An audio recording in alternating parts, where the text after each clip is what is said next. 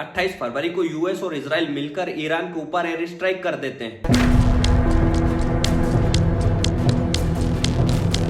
एक के बाद एक मिसाइलें गिराई जाती, प्रेसिडेंट के कंपाउंड और सुप्रीम लीडर खमेनी के रेसिडेंट पर एक के बाद एक हमले होते हैं।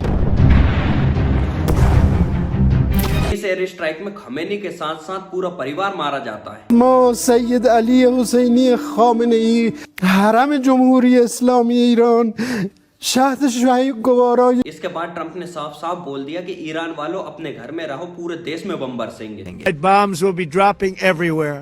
इसके बाद सड़कों पर निकलना और रिजीम चेंज कर देना, यानी कि गवर्नमेंट चेंज कर देना।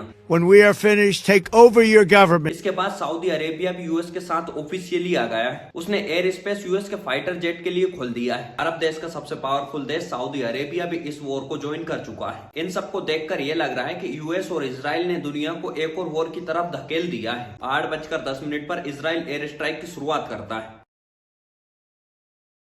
उसके बाद यूएस भी अपने एयरक्राफ्ट कैरियर से धमाके पर धमाके करता है और तेहरान के मिनिस्ट्री ऑफ इंटेलिजेंस पर धमाके होते हैं। इसके बाद मिनिस्ट्री ऑफ डिफेंस पर होता है, फिर एटॉमिक एनर्जी पर होता है और ऑर्गेनाइजेशन ऑफ ईरान पर भी बम गिराते हैं और एक स्कूल पर भी बम गिरता है जिसमें 50 लड़कियों की मौत हो जाती है। ईरान में इंटरनेट कनेक्टिविटी कम हो चुकी है और वॉर के कारण इंटरनेट ब्लैकआउट चल रहा है। उधर ईरान भी देर नहीं करता है और अपना ऑपरेशन ट्रू प्रॉमिस 4 लॉन्च कर देता है और एक के बाद एक मिसाइल इजराइल पर दाग देता है।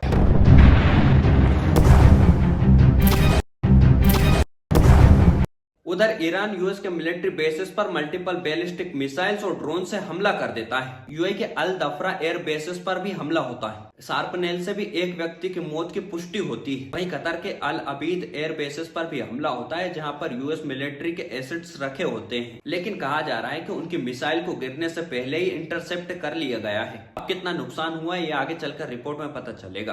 इधर कुवैत के भी अल सलीम एयरबेस को भी टारगेट किया गया है, लेकिन इस बार ईरान भी पीछे नहीं है। यूएस जॉर्डन की फैसिलिटीज को भी उसने टारगेट किया है। ईरान सऊदी अरेबिया की कैपिटल रियाद में भी हमला कर देता है। उधर ईरान की तरफ से यमन ने भी वॉर ज्वाइन कर ली है, जिससे ये वॉर आउट ऑफ कंट्रोल जाती हुई दिख रही है। इधर दुबई का इंटरनेशनल एयरपोर्ट जो कि दुनिया का सबसे बिजी एयरपोर्ट है, उसको भी थोड़े दिन के लिए बंद कर दिया गया है। इससे दुनिया भर के एयर ट्रैफिक पर असर पड़ा है। अब सवाल ये उठता है कि यूएस और इजराइल ईरान के पीछे क्यों पड़े हैं। साफ शब्दों में कहें तो यूएस नहीं चाहता कि ईरान न्यूक्लियर पावर बने। अगर ईरान न्यूक्लियर पावर बनता है तो इजराइल को काफी ज्यादा मुसीबत झेलनी पड़ सकती है। अगर ईरान न्यूक्लियर पावर बन जाता है तो इसके बाद इजराइल और यूएस उसका कुछ नहीं बिगाड़ पाएंगे। ऐसे हमले ईरान पर पिछली बार भी हुए हैं, लेकिन ईरान मुंह तोड़ जवाब देता है। अगर ऐसा हुआ तो यूएस और इजराइल को पीछे हटना पड़ेगा और यूएस ऐसा नहीं चाहता। लेकिन इस बार ईरान पहले से ही तैयार था। अब देखना होगा कि इस वॉर का रिजल्ट क्या आता है, कौन कौन से देश इस वॉर को ज्वाइन करते हैं। कमेंट बताएगा और ऐसी वीडियोस के लिए मुझे सब्सक्राइब करें।